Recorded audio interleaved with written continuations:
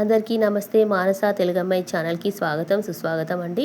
ఈరోజైతే మన తెలంగాణ స్టైల్లో పచ్చిపులుసు అనేది ఎలా తయారు చేయాలో ఈ వీడియోలో అయితే చూపిస్తున్నాను. క్విక్గా 5 నిమిషాలలో అయితే రెడీ అయిపోతుంది. ఇప్పుడు చిన్న నిమ్మకాయ సైజంతా చింతపండు తీసుకొని వాటర్ పోసి నానబెట్టుకోవాలి. ఇప్పుడు గ్యాస్ పైన ఒక బాండి పెట్టుకొని దానిలోనైతే 5-6 పచ్చిమిర్చి అయితే వేయించుకోవాలి. మన స్పైసీకి తగ్గట్టుగా చూసుకొని వేయించుకోవాలి. ఇప్పుడైతే వాటిని పక్కకు పెట్టుకొని మనం ముందు నానబెట్టుకున్న చింతపండునైతే రసాన్ని తీసుకొని వేరే బౌల్లోకి షిఫ్ట్ చేసుకొని మనం ముందు వేయించి పెట్టుకున్న పచ్చిమిర్చిని అయితే స్మాష్ చేసేసి దాంట్లో ఉన్న వేస్టేజ్ని అంతా పక్కకు పెట్టేయాలి. ఇప్పుడు మనం ముందు కట్ చేసి పెట్టుకున్న ఆనియన్ కూడా వేసి రుచికి సరిపడా ఉప్పు కూడా వేసి ఒకసారి స్మాష్ చేయాలి.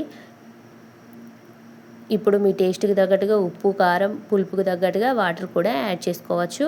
ఇప్పుడైతే నేను ఉప్పు కారం వాటర్ అయితే అన్నీ స్పైసీకి తగ్గట్టుగా చూసుకొని ఇప్పుడు లాస్ట్లో కొంచెం కొత్తిమీర ఒక 1/4 టీ స్పూన్ వరకు అయితే జీలకర్ర మెంతుల పొడి అయితే వేసి పక్కకు పెట్టుకొని ఇప్పుడు గ్యాస్ పైన ఒక బాండీ పెట్టుకొని దానికి మన పచ్చిపులుసుకి తగ్గట్టుగా అయితే ఆయిల్ యాడ్ చేసుకొని ఇప్పుడు పోపు దినుసులు జీలకర్ర ఆవాలు ఒక 1/4 టీ స్పూన్ వరకు అయితే వేసి ఎండుమిర్చి కరివేపాకు దీంట్లో పచ్చిపులుసుకు టేస్ట్ని ఇచ్చేది మన వెల్లిపాయ జీలకర్ర కాబట్టి అదైతే వేసుకోవాలి. అది వేగిపోయిన తర్వాత ఒక 1/4 టీ స్పూన్ వరకు అయితే పసుపు యాడ్ చేసుకొని లాస్ట్లో ఇప్పుడు నేను కొత్తిమీర యాడ్ చేస్తున్నాను. ఇప్పుడు పోపు అయితే రెడీ అయిపోయింది. ఇప్పుడు ఈ పోపుని తీసుకెళ్ళి మన పచ్చిపులుసులోనికి యాడ్ చేస్తే ఎంతో సింపుల్ అండ్ టేస్టీ మన తెలంగాణ స్టైల్ పచ్చిపులుసు అయితే రెడీ అయిపోయిందని. ఇది మీకు కూడా 5 నిమిషాలలో చేసుకోవచ్చు. మీకు కూడా నచ్చితే లైక్ అండ్ షేర్ సబ్స్క్రైబ్ చేసుకోండి. Thank you for watching.